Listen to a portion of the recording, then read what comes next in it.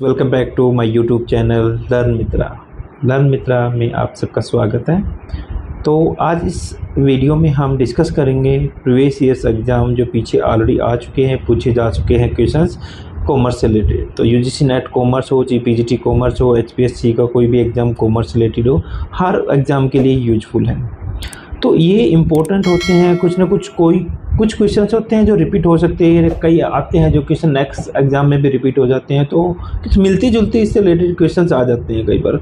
तो ये आपको एक पैटर्न का पता चल जाएगा और एक आपको थोड़ा सा डिफ़िकल्टी लेवल का पता चल जाएगा किस तरह के लेवल के क्वेश्चन जो पूछे जाते हैं, तो उसमें आपको प्रिपरेशन में हेल्प मिल जाएगी। तो ये एक जानना ज़रूरी है आपको कि किस तरह के लेवल के क्वेश्चंस हैं और कहाँ से किस सब्जेक्ट से क्वेश्चन पूछे जा रहे हैं। तो इसी सीरीज़ में हम आज इसको स्टार्ट करेंगे। तो पूरा का पूरा जो प्रीवियस ईयर का जो क्वेश्चंस पेपर हैं उसको हम सोल्व करेंगे वन बाय वन।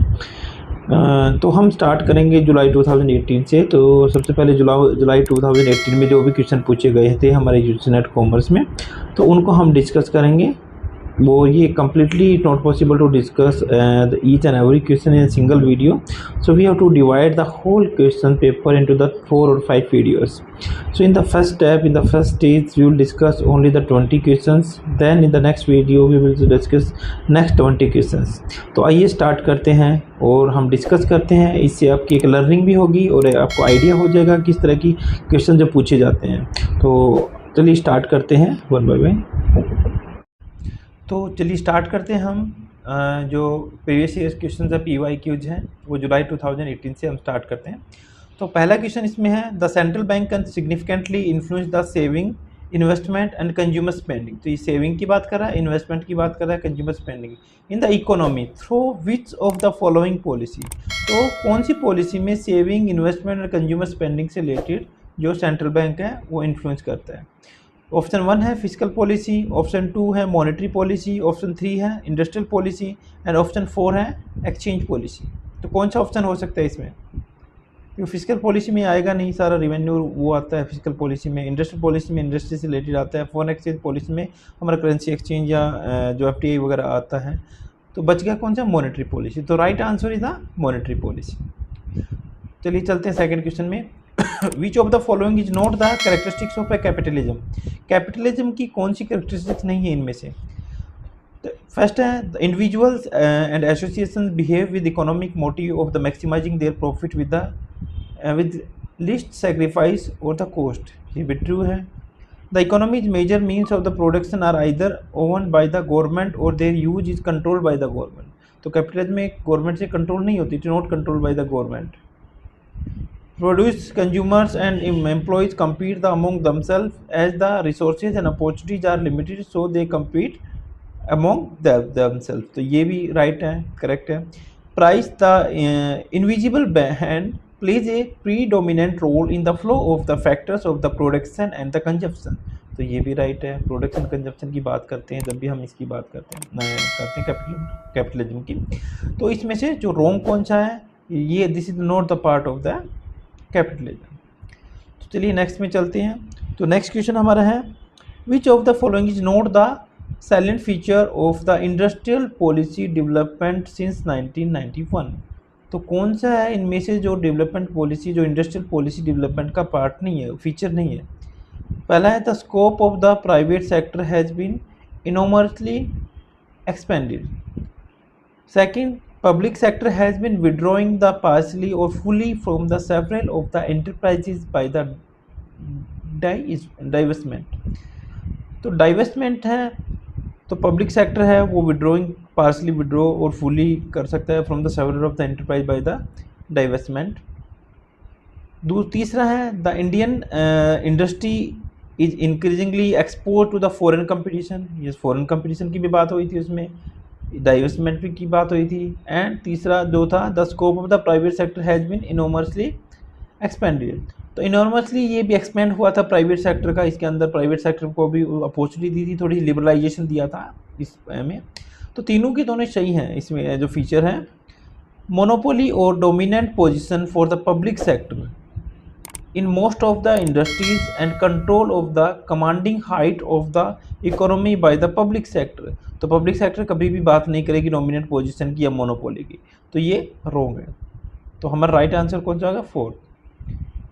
नेक्स्ट चलिए, नेक्स्ट है इसमें which of the following does not form the part of the important information to be incorporated in the memorandum of associations as specified in the Companies Act 2013।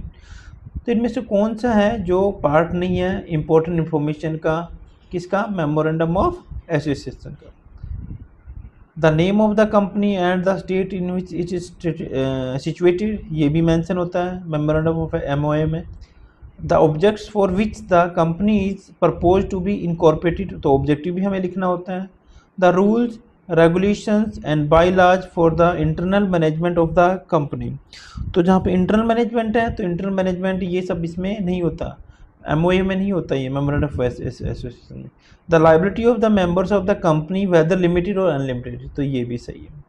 तो जो कौन सा इसमें part नहीं information का? That is not the part of the information. The rules regulation and the bylaws of the internal management of the company, that is the right answer.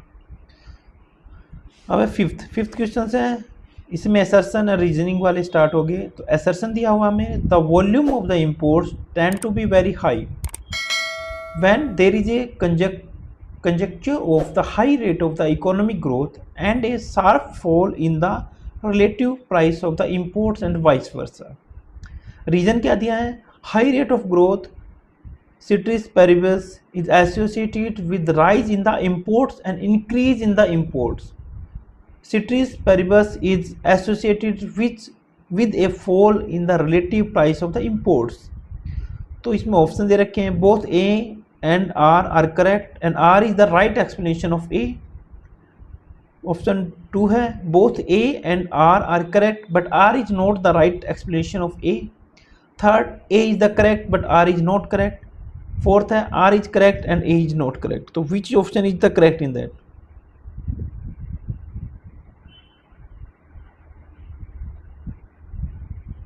देखो, जब high rate of economic growth होती है और relative price जो imports का है sharply जो fall होता है, या इसका उल्टा लो रेट ऑफ इकोनॉमिक ग्रोथ होती है एंड हाई जो रिलेटिव प्राइस जो हाई होते हैं ऑफ इंपोर्ट्स के, तो दोनों केस में जब आपका जो इंपोर्ट है वो वेरी हाई होता है या वाइस वर्सा कह सकते हो, तो ये भी सही है। दूसरा, अगर रीजनिंग की तरफ जाएं तो high rate of the growth cities paribus is associated with the rise in the imports and increasing in the import. तो पूरा पूरा जो ग्रोथ रेट आपकी इंपोर्ट्स के और जो आपकी राइज इन इंपोर्ट्स और इंक्रीज इन द इंपोर्ट्स उससे रिलेटेड है, वो डायरेक्टली रिलेटेड है आपकी रिलेटिव प्राइस से। तो दोनों के दोनों सही लग रहे हैं मेरे को, तो ए और बी दोनों सही है and the R is the reason the right explanation of the A. तो जो रीजन है वो राइट एक्सप्लेनेशन है असर्शन ऑफ ए। तो मेरे according that the right option is the 1। Next है इसमें 6। अब 6 में जो ऑप्शन है, इसमें जो क्वेश्चन है वो क्या है? Which of the following statement is not correct relating to the consumerism. तो कंज्यूमरिज्म से रिलेटेड स्टेटमेंट कौन सी ट्रू नहीं है? फर्स्ट है, consumerism is the manifestations of the failure of the business to guarantee and ensure the consumer legitimate rights.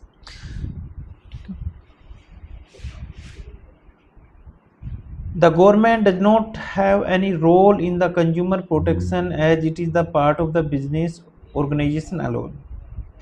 The consumer should accept the consumerism as a means of the asserting and enjoying their rights. Consumerism evolution is not a setback for marketing but rather points to next stage in the evolution of the enlightened marketing। अब इसमें देखो, इसमें जो statement है कौन C correct नहीं है? Consumerism है, मैनिफेस्टेशन है किसका? फेलियर ऑफ द बिजनेस और गारंटी। अब देखो, कंज्यूमर है, कंज्यूमरिज्म से ही आपका जो बिजनेस फेल और जो सक्सेस डिफाइन करती है। कंज्यूमर है, जो consumer should accept the consumerism, उनको एक्सेप्ट करना पड़ेगा, means to accepting and enjoying their rights, उनको राइट को एंजॉय, ये भी सही लग रहा है। Consumerism evolution is not a setback for marketing but rather points to the next stage in the evolution of the enlightened marketing, तो ये भी ट्रू है। गलत कौन सा होगा फिर? ये हम नहीं कह सकते गवर्नमेंट का कोई रोल नहीं इसके अंदर है, गवर्नमेंट का कंज्यूमर प्रोटेक्शन में रोल है। तो that is the right correct answer, 2 is the correct answer. This is not the part and not related to the consumer. फिर नेक्स्ट क्वेश्चन है 7 है, which of the following is not covered in the approach adopted by the NITI Aayog. तो कौन सा इसके अंदर से जो कवर नहीं है जो नीति आयोग के अंडर है, कौन सी चीज़ जो नीति आयोग के अंडर नहीं आती। 5 ईयर प्लानिंग अप्रोच, या 3 ईयर एक्शन एजेंडा, या 7 ईयर स्ट्रेटेजी, या 15 ईयर विजन। तो कौन सा इसमें राइट आंसर है। देखो 3 ईयर एक्शन एजेंडा की भी बात हुई थी नीति आयोग में, 7 ईयर स्ट्रेटेजी की भी बात हुई थी, और 15 ईयर विजन जो 2000 जो विजन था 2000 हमने 25 का विजन था ना, ये 2000 जो 45 का विजन था 2035 का 2035 का जो विजन था उसकी भी बात हुई थी। बट 5 ईयर प्लानिंग है अप्रोच इस नीति आयोग में नहीं आएगी, वो प्लानिंग कमीशन का अलग पार्ट है। तो इसमें जो ऑप्शन होगा वो 5 ईयर प्लानिंग अप्रोच। नेक्स्ट फिर असर्शन और रीजनिंग का आ गया। तो ये असर्शन रीजनिंग के ज़्यादा क्वेश्चन आते हैं, तो हमें फोकस करना पड़ेगा, ध्यान से हमें पढ़ना पड़ेगा। अब इसमें देखो असर्शन दे रखा है इन्होंने, personal transaction of the owners of the business are not recorded in the books. ठीक है, असर्शन ये हो गया। अब इसका रीजन क्या दिया है इन्होंने, according to the business entity concept each business enterprises is considered as an accounting unit separate from owners. ठीक है, ये भी सही बात है। तो पर्सनल ट्रांजैक्शन है ओनर्स की ऑफ द बिजनेस, वो बुक्स में रिकॉर्ड नहीं होंगी किसी में भी। रीजनिंग भी सही है, according to the business entity concept each business enterprise consider है ना accounting unit separate from owner, तो सेपरेट एंटिटी मानी जाती है। तो ये भी सही आपने पढ़ रखा है कि business is a separate entity from its owner.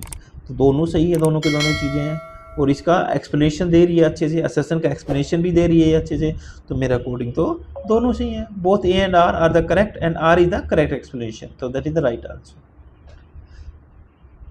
Next है question number 9, which one of the following is not an example of the financing activities which reference to the cash flow statement से related. कौन से जो example है वो नहीं है, financial activities का एग्जाम्पल नहीं है कैश फ्लो स्टेटमेंट के अंदर। Repayment of the bank loan, ये भी हमारी कैश स्टेटमेंट में आती है, हम रीपेमेंट करते हैं लोन का, तो ये एक्टिविटीज़ है, फाइनेंशियल एक्टिविटीज़ हैं। Interest on debenture dividend paid, जो इंटरेस्ट हम डिवेंचर पे देते हैं या डिविडेंड पे करते हैं, ये भी एक फाइनेंशियल एक्टिविटीज मानी जाती है फंड फ्लो, क्योंकि फंड हमारा बाहर जाता है तो आउटफ्लो है ये। Cash proceed from the public deposits, ठीक है, पब्लिक डिपॉजिट में हम जो कैश प्रोसीडिंग से जितनी भी पब्लिक डिपॉजिट से आते हैं वो भी एक तरह से cash flow statement, inflow statement है, तो that is also financial activities. Sale of fix assets, fix asset sale करते हैं, that is not part of the cash flow statement, ये कैश फ्लो स्टेटमेंट में नहीं आएगी। तो that is the right answer, 4th is the right answer. अब है question number 10, which of the following statement is true about the estimated cost and standard cost से related कौन सी स्टेटमेंट है वो ट्रू है। तो एस्टिमेटेड कोस्ट और स्टैंडर्ड कोस्ट आपने कोस्ट अकाउंटिंग में पढ़ रखी होगी।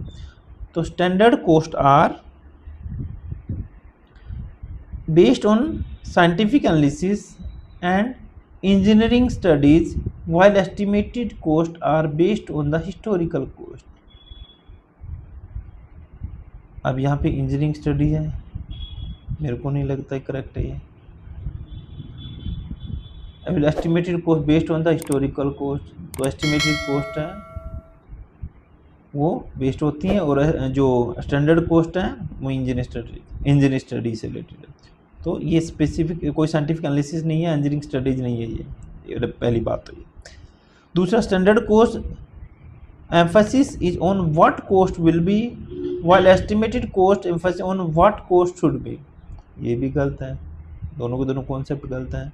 Standard cost what cost will be, ये इस पे फोकस नहीं करती स्टैंडर्ड कोस्ट तो कि ये हमारी स्टैंडर्ड कोस्ट है, we have to be observe the other cost by measuring that standard cost, but estimated cost focus on the what cost should be, ये नहीं है, तो ये भी आंसर नहीं है। थर्ड है, standard cost are more frequently revise compare to the estimated coast.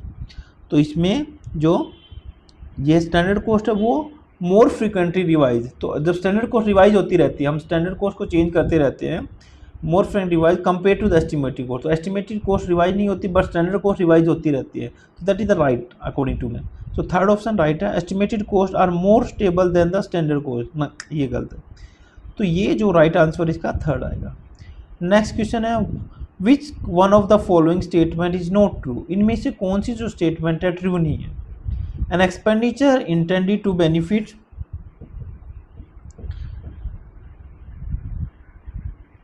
the expenditure intended to benefit current year is revenue expenditure।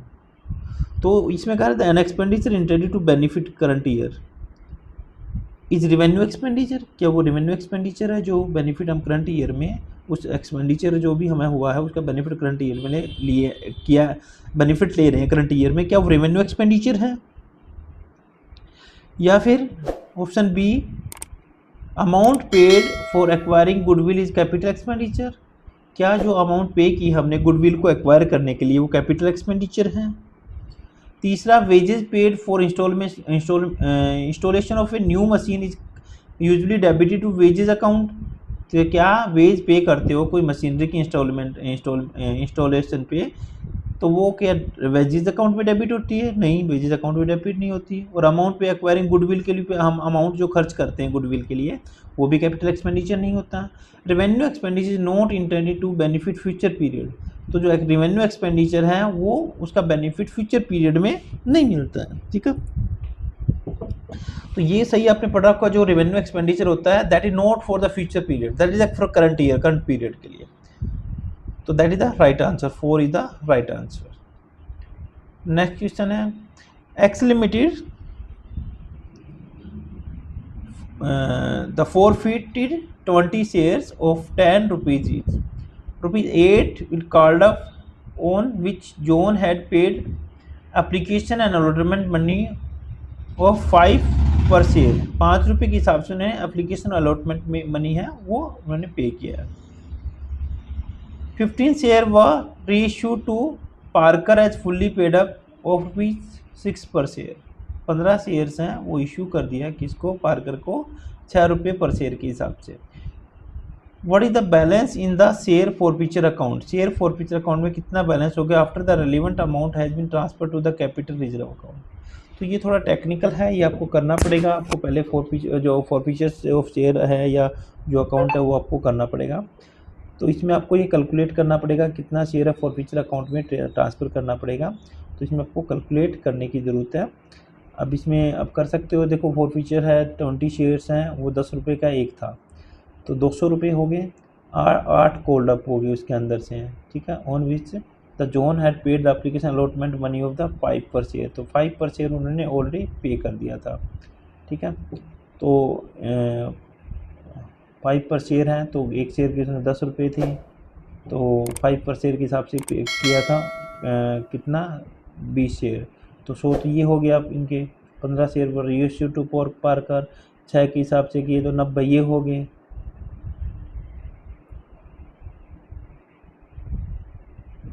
तो 15 और 6 90, 8 ये हो गए, 5 पर शेयर ये हो गए और 20 शेयर ये हो गए। पार्कर 6 जो पेड अप किए थे फुल्ली, 5 के थे उसमें 6 के हिसाब से उसने किया, 15 शेयर थे, 90 और 75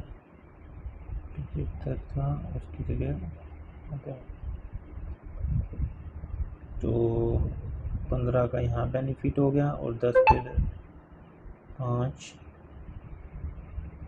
10 का 15 का उधर बेनिफिट, टोटल आई थिंक 25 होना चाहिए। I think according to me the answer should be 25। बाकी कैलकुलेट करके देख लेना, हो सकता है मेरा आंसर गलत हो।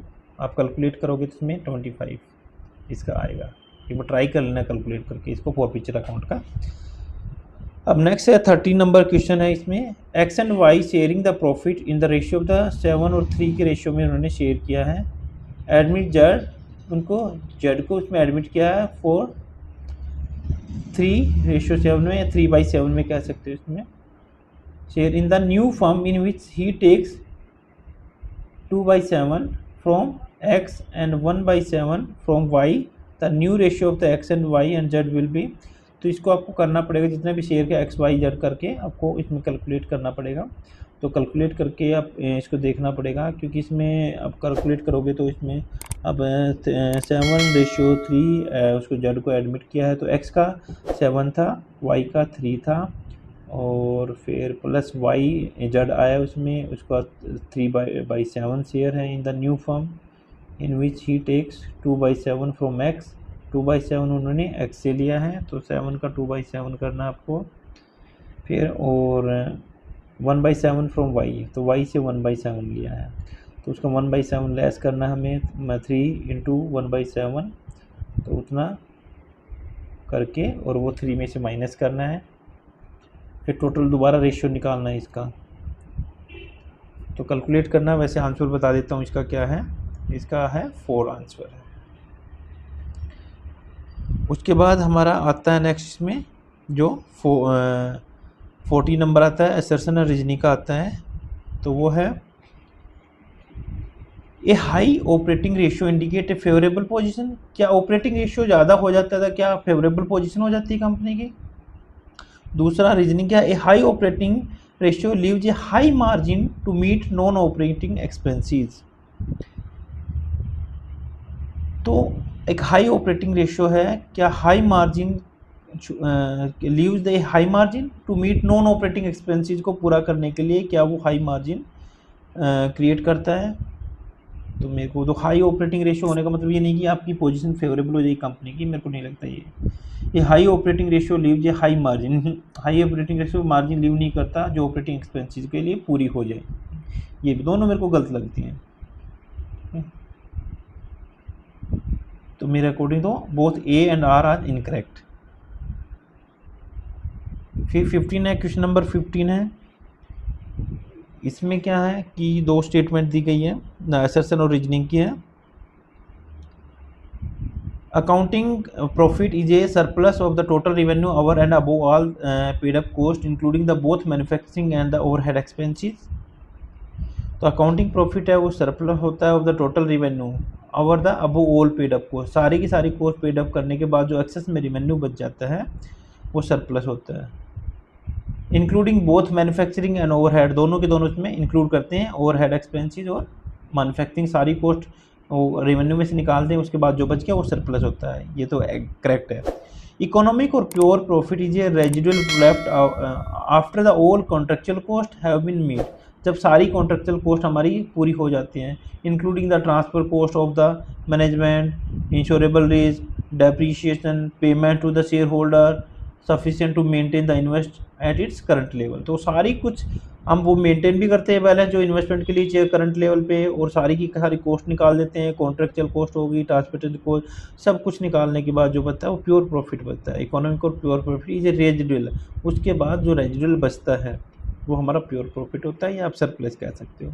तो according to me both are the correct. ठीक है, तो बोथ स्टेटमेंट आर करेक्ट, तो इसका ऑप्शन 1 है, both the statement are correct. फिर नेक्स्ट है, ये इकोनॉमिक्स का आ गया। Which one of the following set is incorrect. कौन सा जो सेट है इनकरेक्ट है। To show the interrelationship among the price elasticity coefficient, change in the price and change in the total revenue. तो चेंज इन द प्राइस इधर दिखा रखा है, चेंज इन द रेवेन्यू इधर दिखा रखा है, मतलब कौन सा इसमें से इनकरेक्ट है। अब जीरो कब होती है, जब प्राइस इंक्रीज होते हैं तो जो हमारा टोटल रेवेन्यू भी इंक्रीज होता है, जब प्राइस डिक्रीज होता है तो ये भी डिक्रीज होता है, तो ये भी करेक्ट है हमारा। ठीक है, लेस देन 1 या लेस देन यूनिटी भी कह सकते हैं। तब लेस देन कम होगा, कब होगा, जब हमारा प्राइस तो बढ़ रहा हो लेकिन हमारी जो रेवेन्यू कम हो रहा हो। ठीक है, और जब हमारा जो प्राइस डिक्रीज हो रहा हो और जो रेवेन्यू इंक्रीज हो रहा हो, तो ये भी सही है अपना। तो पूरा का पूरा नहीं, गड़बड़ है, ये उल्टा हो गया। जब हमारा प्राइस जब इंक्रीज होगा तो रेवेन्यू भी इंक्रीज होना चाहिए, जब हमारा प्राइस डिक्रीज होगा तो रेवेन्यू भी इंक्रीज होगा, जब प्राइस इंक्रीज होगा तो रेवेन्यू डिक्रीज होगा। Total revenue, change in the total revenue, total revenue में चेंज नहीं होगा। टीआर के हम जब लाइन करते हैं टोटल रेवेन्यू नहीं होगा इसमें अंदर पूरा का पूरा। एंड लेस देन यूनिटी है, ये जब लेस देन यूनिटी की बात कर रही हैं वो होता है मोर देन यूनिटी में। अब जब चेंज प्राइस में डिक्रीज होगा हमारा प्राइस, तो टोटल रिवेन्यू हमारा जो टोटल रिवेन्यू इंक्रीज होगा। तो ये लेस देन 1 यूनिटी में नहीं होगा, ये होगा मोर देन 1 यूनिटी में होगा। ये लेस देन 1 यूनिटी में नहीं होगा। जब मोर देन 1 यूनिटी में क्या होता है, जब इंक्रीज होता है तो हमारा वो क्या होता है, डिक्रीज होता है, और जब डिक्रीज होता है तो इंक्रीज होता है। ठीक है, तो ये लेस देन 1 यूनिटी में नहीं होता। लेस देन 1 यूनिटी में क्या होता है, जब डिक्रीज होता है जब प्राइस, तो यहाँ पे हमारा चेंज रिवेन्यू इंक्रीज होता है। तो यहाँ पे इंक्रीज होता है तो यहाँ पे डिक्रीज होता है लेस देन 1 में। अब इक्वल टू में तो आपको पता ही है, जब इंक्रीज होता है तो भी कोई चेंज नहीं, डिक्रीज होता है तो भी कोई चेंज नहीं, तो जो वो इक्वल टू 1 होता है। मोर देन 1 है यूनिटी में, जो मोर देन 1 की कंडीशन है वो कब होती है, अब ये जो मैं बता रहा था ये इसमें होता है। इस केस में जब इंक्रीज होता है हमारा प्राइस में, तो हमारा जो टोटल रिवेन्यू डिक्रीज हो जाता है। हाँ, इसमें आएगा मोर देन 1 में। जब डिक्रीज होता है चेंज प्राइस के अंदर, तो हमारा रिवेन्यू इंक्रीज होता है, तो मोर देन 1 में आएगा। तो मेरे अकॉर्डिंग तो जो ऑप्शन 2 है दैट इज द इनकरेक्ट, ये राइट आंसर है। अब इसके बाद 17 है, which of the following is not the basic property of the indifference curve. Indifference curve की प्रॉपर्टी कौन सी है, नहीं है इसके अंदर से। तो पहला है indifference curve have a negative slope. ठीक है, तो इंडिफरेंस कर्व में नेगेटिव जो स्लोप है, नेगेटिव स्लोप होती है इंडिफरेंस कर्व में, नेगेटिव स्लोप भी होती है। ठीक है, कौन सी बेसिक प्रॉपर्टी नहीं है। तो दूसरा है indifference curves of the imperfect substitutions are concave to the origin. क्या कनकेव टू द ओरिजिन होती है ये indifference curve of the imperfect substitution. जो इम्परफेक्ट सब्स्टिट्यूट होते हैं वो कनकेव होते हैं ओरिजिन की तरफ। Indifference curve do not intersect nor are they tangent to the one another. तो कभी भी जो इंडिफरेंस कर्व होती हैं वो इंटरसेक्ट नहीं करती एक दूसरे से। इंडिफरेंस कर्व हम ऐसे निकालते हैं ना यूटिलिटी के हिसाब से, तो एक दूसरे से क्रॉस नहीं करती। तो ये भी एक प्रॉपर्टी है इसकी। Upper indifference curve indicated higher level of satisfaction. तो यूटिलिटी जो सबसे ऊपर जो कर्व होती है वो हायर यूटिलिटी शो करती है। तो upper indifference curve indicate the higher level of, ये भी सही है। और नेगेटिव स्लोप भी होता है, ये भी है। Indifference curve of the imperfect concave नहीं होती है ओरिजिन की तरफ, ये इस तरह से नहीं होती कनकेव। ठीक है, तो इसका जो राइट आंसर है ये प्रॉपर्टी नहीं है इसकी। उसके बाद जो हमारा नेक्स्ट आता है 18 नंबर क्वेश्चन है।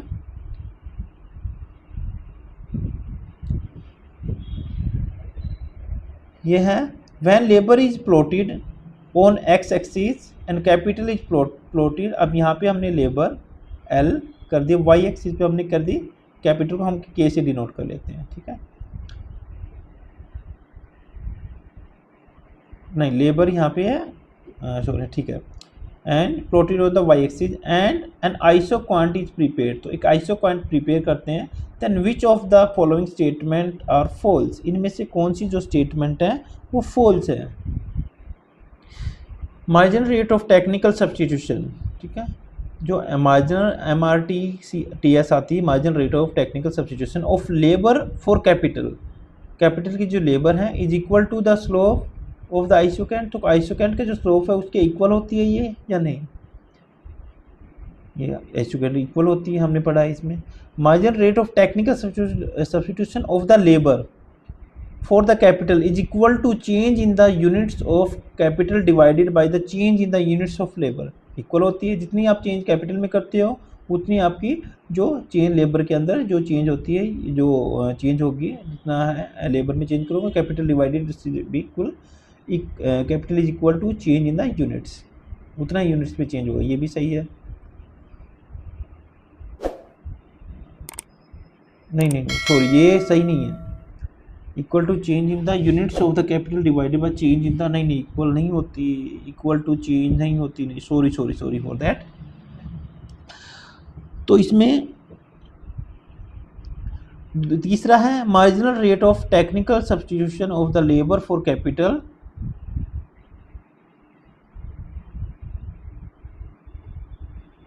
सॉरी, हाँ सही है, ये भी सही है। हाँ सही था, ये सही। Capital is equal to change in the units of capital divided की बात आ रही है।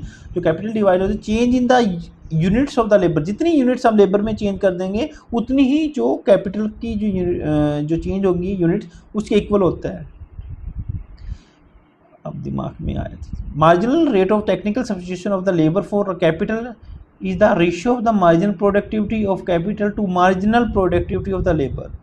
तो जो मार्जिनल प्रोडक्टिविटी होती है लेबर की MPL, और जो marginal productivity of capital MPC और MP जो L है वो टेक्निकल सब्स्टिट्यूशन की बात करें तो उनका दोनों का रेशियो है। तो labour for capital is the ratio of marginal productivity of the cable to the capital to the marginal productivity of the labour, तो उसका ही रेशियो होता है। तो labour for the capital is the ratio of marginal productivity of the capital, तो उन दोनों का रेशियो हम निकालते हैं तो वो होता है मार्जिनल रेट ऑफ सब्स्टिट्यूशन, दोनों का अगर जब रेशियो निकालते हैं आपस में। तो ये भी सही है। तो I think that is not correct, क्योंकि marginal rate of technical substitution labour of the capital is equal to the slope of isoquant के इक्वल नहीं होती है। तो राइट आंसर एक, हाँ only A statement is false, ये वाली फॉल्स है, ए वाली। फिर उसके बाद नेक्स्ट क्वेश्चन जो आता है हमारे पास वो है 19 क्वेश्चन नंबर। तो इसमें मैच करना हमें, match the items of the list 2 with the item of the list 1 and indicate the code of the correct matching the item related to the economies of the scale और scope. तो economies of the scale या economies of scale दे रखा है, उससे हमें match करना है उसकी जो स्टेटमेंट का। तो करेक्ट मैचिंग करनी है आइटम्स की, हमने इकोनॉमिक ऑफ स्केल से रिलेटेड है वो करनी है।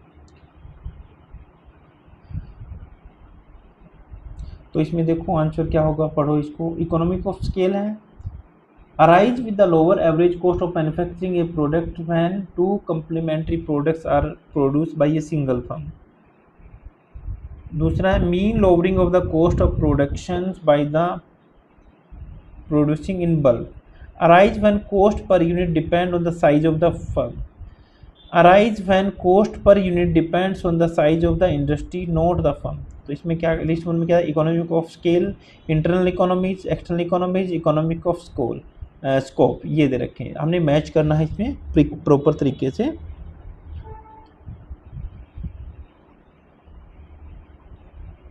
तो इकोनॉमिक ऑफ स्केल क्या होती है, पहले इसका पता लगाते हैं। Economic scale arise with the lower average cost of manufacturing a product when the complementary product में mean lowering of cost of production by producing the bulk.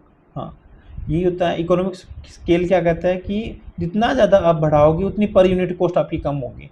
एक आप 5 प्रोडक्ट मैन्युफैक्चर करो, एक 500 प्रोडक्ट मैन्युफैक्चर करोगे तो जितना स्केल बढ़ाओगे उसकी per unit कम होगी। तो इकोनॉमिक ऑफ स्केल यही होगा हमारा ए का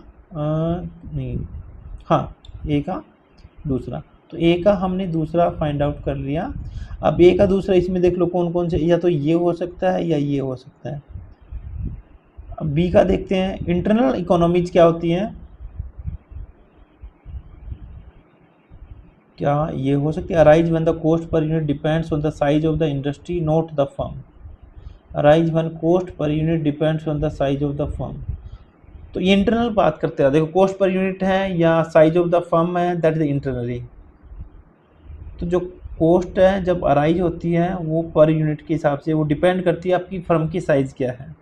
तो इंटरनल इकोनॉमी, हाँ that is the internal economy. तो बी का हमारा तीसरा आ जाएगा। तो बी का हमारा तीसरा कौन सा है, ये बी का तीसरा। तो हमारा सीधा आंसर हमें इतना पता लगने के बाद सारा हमें पता लग जाएगा। अब सी का फोर्थ आ जाएगा, एक्सटर्नल इकोनॉमी क्या होती है, arise when cost per unit depend on the size of the industry. जब साइज ऑफ इंडस्ट्री पूरी इंडस्ट्री की बात करते हैं तो एक्सटर्नल हो जाएगा। एक पर्टिकुलर फर्म की बात करते हैं कंपनी, वो इंटरनल। जैसे हम कोई रिलायंस कंपनी की बात करें, कोई हम एयरटेल की बात करें तो वो इंटरनल होगी। जब हम पूरा टेलीकम्युनिकेशन इंडस्ट्री की बात करें तो वो एक्सटर्नल इकोनॉमी आ गई। फिर बच गया पहला डी, इकोनॉमी ऑफ स्कोप क्या होता है, arise with lower average cost of manufacturing a product when 2 complementary products are produce by single firm. 2 complementary product हैं एक ही कंपनी बनाती है। जैसे कोई कंपनी है पेन भी बनाती है, इंक भी बनाती है, तो कम्प्लीमेंट्री प्रोडक्ट हो गया, तो वो इकोनॉमिक ऑफ स्कोप है, क्योंकि उसका स्कोप और बढ़ गया, क्योंकि अकेली चीज़ तो लेगा नहीं, उसके साथ कम्प्लीमेंट्री चीज़ भी वो बेचेगा। कोई बना रही गाड़ी है, उसके बाद स्पेयर पार्ट्स भी बेच रही है गाड़ियाँ। अब हम आज 20 क्वेश्चन ही करेंगे लगभग मैक्सिमम में। तो 20 को लास्ट जो हमारा क्वेश्चन है वो क्या है, a firm that produce the high substitute goods can adopt which one of the following pricing strategy. कोई एक कंपनी हाईली सब्स्टिट्यूट गुड्स है, मैन्युफैक्चर कर रही है, प्रोड्यूस कर रही है, वो कौन सा जो प्राइसिंग स्ट्रेटजी अडॉप्ट कर सकती है। तो सब्स्टिट्यूट गुड्स को तो एक दूसरे का कम्प्लीमेंट्री, तो उनका प्राइसिंग भी अपने अकॉर्डिंग बनाएंगे, तो एक अच्छी बात है। सब्स्टिट्यूट गुड्स जो या कम्प्लीमेंट्री प्रोडक्ट्स है, एक दूसरे का जो सब्स्टिट्यूट है वो प्रोड्यूस कर रही है, मैन्युफैक्चर कर रही है। एक कंपनी जैसे चाय भी बना रही है, कॉफ़ी भी बना रही है, ठीक है। तो इसमें प्राइसिंग है transfer pricing, going rate pricing,